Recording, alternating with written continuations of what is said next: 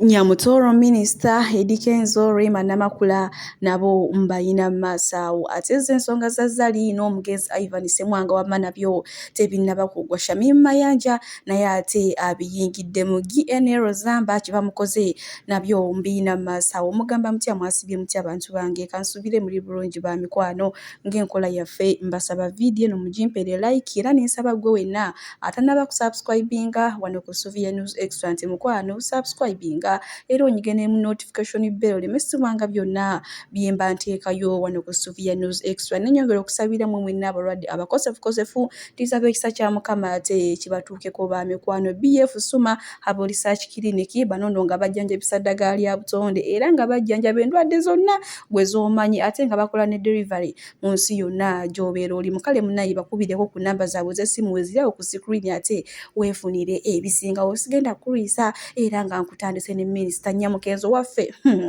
Bannange kyakoze okwewaanira kuba minisita banna bagambye nze minisita omutate nze akyasinze okuba n'omusajja embooko n'omusajja omulungi ate omusajja akyasinze okuyimba mu nsi yonna. Bannange mbiina maaso awo ate nga kyabakola kikabuka ne bo bajjaaji batandise dde okugamba mbu ebyo byonna abikola kulumya Raymond Namakula naye ekyomukisa omulungi Raymond Namakula naye alumya Eddy Kenzo wabanga alina gy'agenza okuyimba wamma Love Commissioner kwegamba agenda n'abibita Dr. Muza n'olemwa naye katudde ate ku kya Nyamukenzo wano nga yeewaanira ku banne nga wayina omusajja akyasinze okubeera omulungi ate omuvubuka omuto. Bannange Nyamukenzo ky'otwagaza minisita ffe tuveeko munnange. Kale batiimu Lema-Bo baabiggyemu dda ate entondo baabinyiigidde mu dda tolina wali wonna ky'obagamba mbu munnange Nyamukenzo naye alimba asussizza nnyo oba kuba Eddy Kenzo oba kuba omusuula oba kati bombi Eddy Kenzo ne Raymond Namakula oba ani yasuula kuba bo bagamba mbu Nyamukenzo asussizza oba kuba omusuule. Getting married to a musician, one of the top musicians we have in the country. Wow. Oh, please, I did my husband an injustice. One of the best African musicians we have in the world. So when the news broke out that this young minister that President Museveni has just appointed is getting married to a musician, you could imagine the reactions. But I want to encourage you ladies that times have changed. Bw'ati ate munnange minisita Nyamutoro Fiona bwe yeeyagalidde ku baminisita banne abagambye baddiya nze minisita akyasinze okubeerayo omuto ate era nze minisita alina omusajja owakabi mukikirize mu kigande nze alina omusajja owakabi omuyimbi okugamba byonna bannange kyatamwogeddeeko nga kyekitaliyo naye bannange bide ebintu byo bigenda kunyuma ate buli omu awaanira omwami we ku mulimu gwe. Raymond Namakula waabanga alina gy'agenza okuyimba Love Commissioner neefuuka Love Commissioner ng'agiweereza Dr. Kati no naye wabanga alina gy'agenza okutuula obanga mu nkuŋŋaana bannange essemyekozo naye amuwaana byansusso nnyo obulala. Munnange mbadde mpita ayita ate mulowooza MC Artist yazemu okugwa mu laavu. Munnange yagudde mu laavu kyokka ate nga ku luno alina mukyala mupyo baba mbifi ate yamusudde luddawa kubanga ennaku zino yavaayo mu rehab. Kati munnange ndowooza yalabye nga takyali grade ye ne yeefunirayo ekimibiri ekirala nga woolabaawo wama bukiisi buyitinga naye njogere kindekeki nammwe ate nga kyemulabaawo. Munnange GNL Zamba munnange ate avuddeyo n'ayogera ku nsonga zino ez'ebyokulonda ennaku zino bakwata abantu bakola ki n'avaayo n'ayogera ng'omuntu yenna n'awa kale opiniyoni ye naye maama gye waavudde mwana muwala Simple Shamim bannange kyamukoze amugambye kati gwe omukazi olina kwogera ki abakazi baava emmanju vaamu ebyo munnange ebyokufumbirwa naawe tandika oyiye. Jjukira GNL Zamba alina omukyalo omuzungu gwe yawasa era emabegakaawo baazaala ne bebe kati ye Shamimu avuddeyo n'amugamba gwe tolina kyotugamba ng'ate baakuwasa buwasa amusabudde nate ye Shamimu Mayanja muyina maaso wano wamma naye ng'ate atabukidde famire y'omugenzi Ivan Ssemwanga ku nsonga z'okwagala okubba ebintu by'abaana akatambe katukalaba ate tusobole okweyongerayo ba mikwano. Bannange ne famire nazo si nnyangu ne basajja mu lwaki temukola biraamo nga bannange muyina maaso balamu b'abantu nabagamba naye omanyi muyina emputtu temuwulira nabagamba omukazi yenna nga bamuzaddemu omwana tomuleetako nnyo kajanja ate oyo Zali alina amaanyi mu bintu by'omusajja oyo yateekamu amagezi ataddemu okukola alina n'abaana abatali bato abaana abakulu Gwosuubira maama okulaba ng'ebintu byonna biggwawo nkya abaana be baboneebone. Balamu bazzali mukomya akajanja akabasuza nga temutudde. Mukomya akajanja ako balamu b'abantu mwenna nabagamba. Okitegedde mwenna nabagamba balamu b'abantu nti akajanja ako kemusussa. Ate simanyi lwaki baganda abantu bammwe be bafa muyina akamanyiira ako akatayina kkomo. Muyina akamanyiira akatayina kkomo kati bw'otasanga mukazi nga mukalaba kalabanga zzali bannamwandu bangi babagoba dda mu bintu. Muyina ako akantu ke mwaleeta akadyeni ako ebyo ebintu by'ekisirusiru.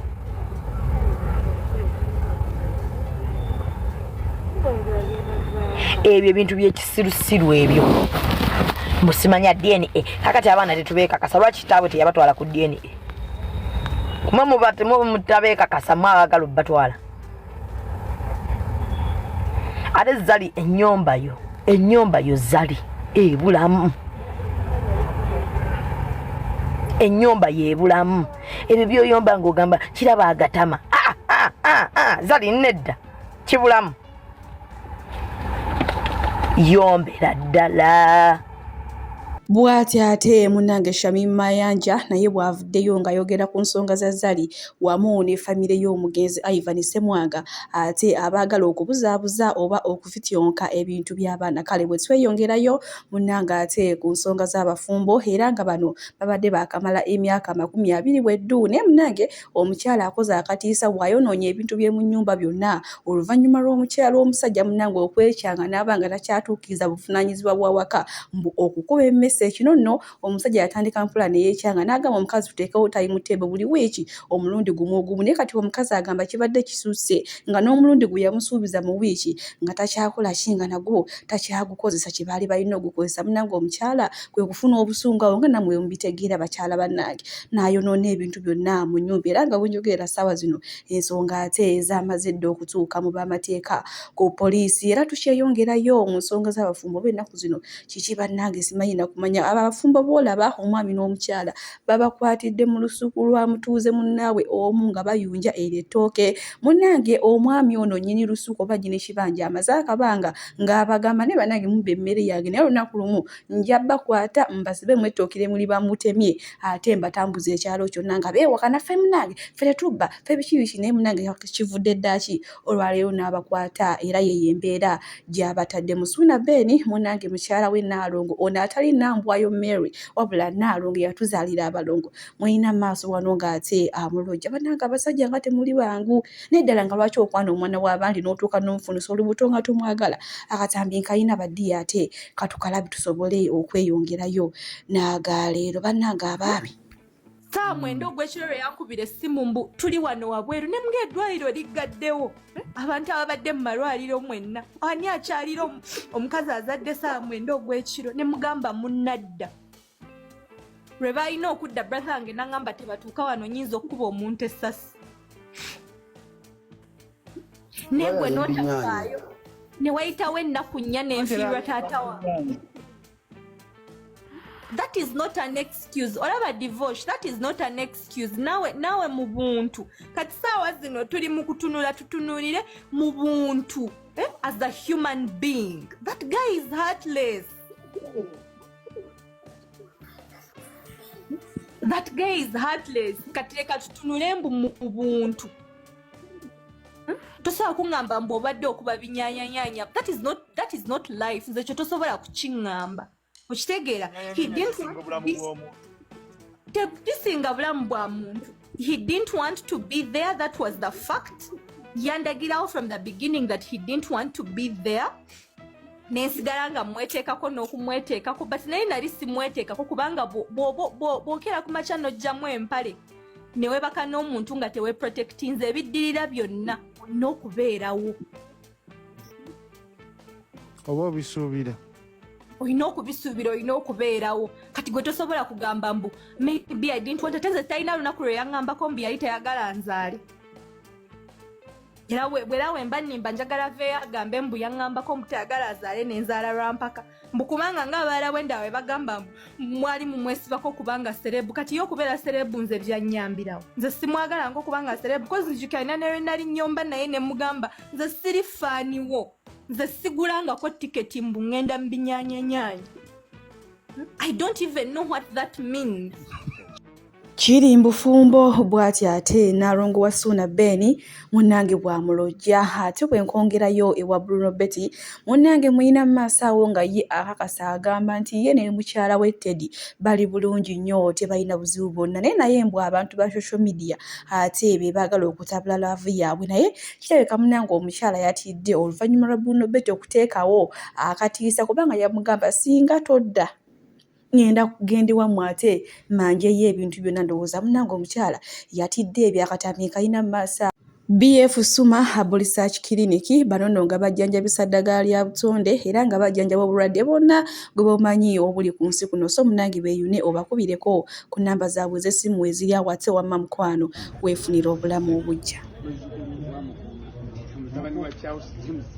Mukumandika tomuleetedde ebizibu nako tomwabya omutima kati agenda kweyongera bulwadde agenda atere omumbejja naso Teddy omulungi bukyamwana era tuli mu kolonia tetulina buzibu tuli bulungi twajjirwa ekiyitibwa social media race and madness abantu bano Bruno Betty n'omumbejja bakyayagalanira ddala era bwogeraganya nga bwakitwala kati kiba kivudde okukitambuza okulaga nti waliwo obuzibu nti eryo n'abali ku social media abekuŋŋaanya bagende bakime ebintu views na likes zezireese amanya Charles James Ssembuga former presidential candidate kabula katambira president wa omwana nze muzaalira ddala nina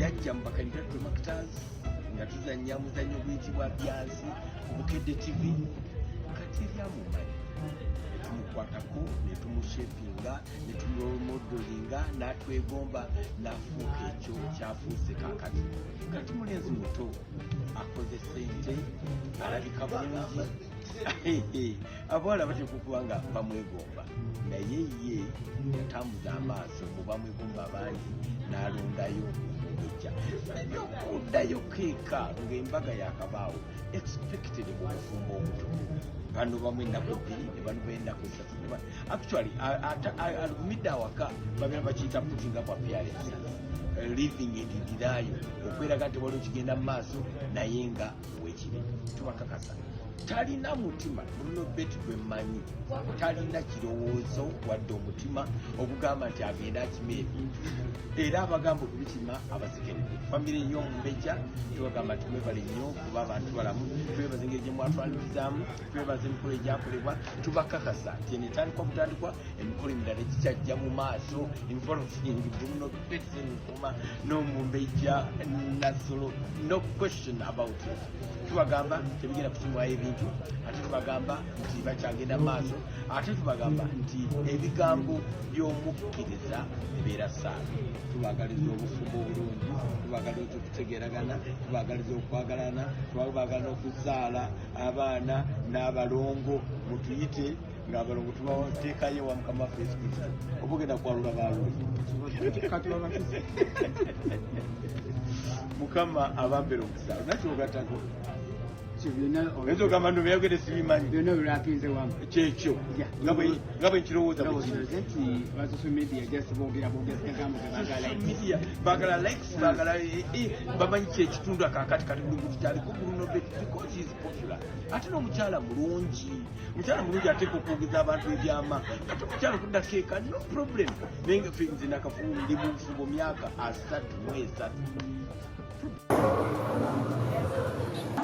nze musawo Namaganda Sylvia era nga ndi musawo omutendeke ate era ng'akola n'ekitongole kye bayita Bright Future Superior Unique Manufacturers ebirungi kikola eddagala erya herbal nga lirya 100% natural alina osteoporosis alina rheumatoid arthritis alina ebirwadde by'emitawaana bya joints omugongo afunye accident bannange byose byenjawulo kaddio kitegeeza omutima fasitula kitegeeza era olina omuntu takyajjukira ebyavudde olusi yeerabirayo alina alzheimer's memory loss olina omwana takola bulungi mu kilaasi bannange muliza kyankalana eddagala likola bulungi ku baana tulinamu katinga kano tubayita prostate relax kano akadagala kayamba abaana okutangira prostate cancer kabayamba alina prostate enlargement bannange olina kansa atandiikiriza ali mu stage esookuba eyokubiri